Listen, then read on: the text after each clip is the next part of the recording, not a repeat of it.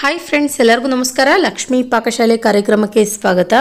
ಇವತ್ತಿನ ದಿನ ಫ್ರೆಂಡ್ಸ್ ನಾನು ಊಟದ ಜೊತೆಯಲ್ಲಿ ಸೈಡ್ಗೆ ಒಂದು ಒಳ್ಳೆ ರುಚಿಕರವಾದ ಚಟ್ನಿ ಮಾಡ್ಕೊಳ್ಳೋದು ಯಾವ ರೀತಿ ಅಂತ ತೋರಿಸ್ಕೊಡ್ತಾ ಇದ್ದೀನಿ. ತುಂಬ ಅಂದರೆ ತುಂಬ ಚೆನ್ನಾಗಿರುತ್ತೆ ಚಟ್ನಿ. ಬಿಸಿ ಬಿಸಿ ಅನ್ನ ಸಾಂಬಾರ್ ಜೊತೆಗೆ ಅಥವಾ ಅನ್ನದ ಜೊತೆಗೆ ಸ್ವಲ್ಪ ತುಪ್ಪ ಹಾಕೊಂಡ್ಬಿಟ್ಟು ಈ ಥರ ಚಟ್ನಿ ತಿಂದರೆ ತುಂಬ ರುಚಿ ಕೊಡುತ್ತೆ. ಊಟ ಅಂತೂ ಒಂದು ತುತ್ತನ್ನು ಜಾಸ್ತಿನೇ ಊಟ ಮಾಡ್ತಾರೆ ಇಷ್ಟಪಟ್ಟು ಊಟ ಮಾಡೋರು. ಬನ್ನಿ ಫ್ರೆಂಡ್ಸ್, ಹಾಗಿದ್ರೆ ಈ ಚಟ್ನಿ ಮಾಡೋದು ಯಾವ ರೀತಿ ಅಂತ ನೋಡೋಣ. ಮೊದಲಿಗೆ ನಾನಿಲ್ಲಿ ಗ್ಯಾಸ್ ಆನ್ ಮಾಡ್ಕೊಂಡ್ಬಿಟ್ಟು ಒಂದು ಪಾತ್ರೆ ಇಟ್ಕೊಂಡಿದ್ದೀನಿ. ಇದಕ್ಕೆ ಇವಾಗ 2 ಚಮಚದಷ್ಟು ಎಣ್ಣೆ ಹಾಕ್ಕೊಳ್ಳಿ. ಎಣ್ಣೆ ಚೆನ್ನಾಗಿ ಬಿಸಿ ಆದ ನಂತರ ಇದಕ್ಕೆ ಇವಾಗ ನಾವು ಅರ್ಧ ಚಮಚದಷ್ಟು ಧನಿಯಾ ಬೀಜ, ಒಂದು ಚಿಟಿಕೆಯಷ್ಟು ಮೆಂತೆ ಕಾಳು ಹಾಕ್ಕೊಳ್ಳಿ, ಅರ್ಧ ಚಮಚದಷ್ಟು ಉದ್ದಿನಬೇಳೆ ಹಾಕ್ಕೊಳ್ಳೋಣ. ಈ 3 ಪದಾರ್ಥಗಳನ್ನು ಇವಾಗ ನಾವು ಸ್ವಲ್ಪ ರೋಸ್ಟ್ ಮಾಡ್ಕೊಳ್ಬೇಕು.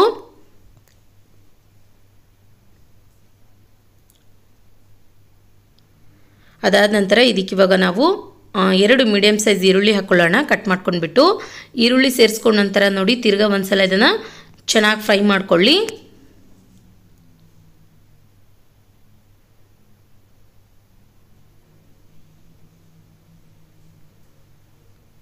ಈರುಳ್ಳಿ ಸ್ವಲ್ಪ ಫ್ರೈ ಆದ ನಂತರ ಮೆಣಸಿನ್ಕಾಯಿ ಹಾಕ್ಕೊಳ್ಳಿ. ಒಣಮೆಣಸಿನ್ಕಾಯಿ ಒಂದು 8 ರಿಂದ 10 ಒಣಮೆಣಸಿನ್ಕಾಯಿ ಸೇರಿಸ್ಕೊಂಡ ನಂತರ ತಿರ್ಗಾ ಇದನ್ನು ಚೆನ್ನಾಗಿ ಫ್ರೈ ಮಾಡ್ಕೊಳ್ಬೇಕು.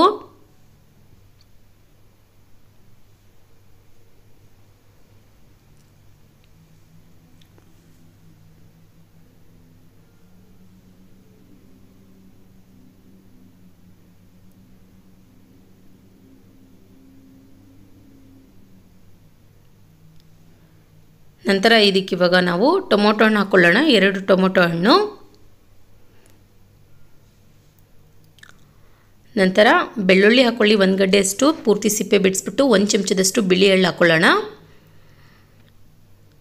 ಸ್ವಲ್ಪ ಮಧ್ಯಮ ಉರಿಯಲ್ಲಿಟ್ಬಿಟ್ಟು ಇದನ್ನು ಚೆನ್ನಾಗಿ ರೋಸ್ಟ್ ಮಾಡ್ಕೊಳ್ಳಿ. ಅದಾದ ನಂತರ ಫ್ರೆಂಡ್ಸ್ ಇದಕ್ಕೆ ಇವಾಗ ನಾವು ಸ್ವಲ್ಪ ಕೊತ್ತಂಬರಿ ಸೊಪ್ಪು ಹಾಕ್ಕೊಳ್ಳೋಣ ಮತ್ತು ಸ್ವಲ್ಪ ಕರಿಬೇವಿನ ಸೊಪ್ಪು ಕೂಡ ಹಾಕ್ಕೊಳ್ಳಿ.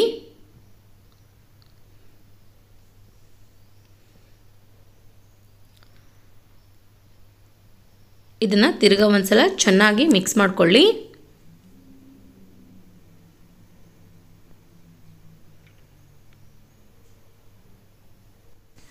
ಓಕೆ ನೋಡಿ ಫ್ರೆಂಡ್ಸ್, ಇವಾಗ ನಾವಿಲ್ಲಿ ಎಲ್ಲ ಸಾಮಗ್ರಿಗಳನ್ನು ಹದವಾಗಿ ಚೆನ್ನಾಗಿ ಹುರಿದ್ಬಿಟ್ಟು ರೆಡಿ ಮಾಡಿಬಿಟ್ಟು ಇಟ್ಕೊಂಡಿದ್ದೀವಿ.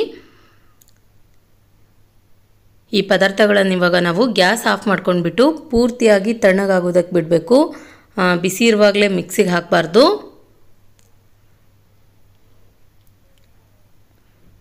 ತುಂಬ ಚೆನ್ನಾಗಿರುತ್ತೆ ಚಟ್ನಿ. ನಮಗೆ ಬೇಕಂದ ತಕ್ಷಣ ನಾವು ಇಮಿಡಿಯೇಟಾಗಿ ಮಾಡ್ಕೊಳ್ಬಹುದು. ಈ ಚಟ್ನಿನ ಒಂದು 10-15 ನಿಮಿಷಗಳಲ್ಲಿ ಚಟ್ನಿ ರೆಡಿಯಾಗುತ್ತೆ. ಒಂದು 5 ನಿಮಿಷಗಳ ನಂತರ ನೋಡಿ ಇವಾಗ ಒಂದು ಮಿಕ್ಸಿ ಜಾರ್ ತೊಗೊಳ್ಳಿ. ಇದಕ್ಕೆ ಇವಾಗ ನಾವು ಹುರಿದಿರುವಂತಹ ಎಲ್ಲ ಸಾಮಗ್ರಿಗಳನ್ನು ಒಂದು ಮಿಕ್ಸಿ ಜಾರ್ಗೆ ಸೇರಿಸ್ಕೊಳ್ಳೋಣ.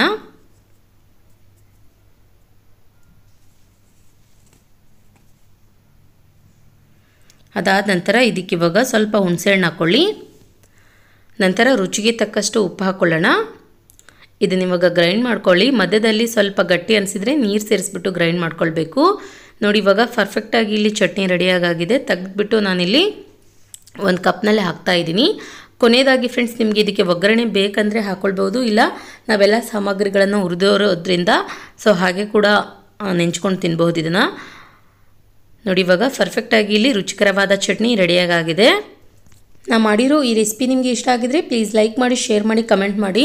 ಇನ್ನಷ್ಟು ಈಸಿ ರೆಸಿಪೀಸ್ಗಾಗಿ ನಮ್ಮ ಲಕ್ಷ್ಮೀ ಪಾಕಶಾಲೆ ಚಾನಲ್ಗೆ ಸಬ್ಸ್ಕ್ರೈಬ್ ಆಗೋದು ಮಾತ್ರ ಮರಿಬಾರ್ದು. ಮತ್ತೆ ಒಂದು ಇಂಟ್ರೆಸ್ಟಿಂಗ್ ರೆಸಿಪಿಯೊಂದಿಗೆ ಬರ್ತೀನಿ ಮುಂದಿನ ಸಂಚಿಕೆಯಲ್ಲಿ. Keep watching. Thank you. Bye.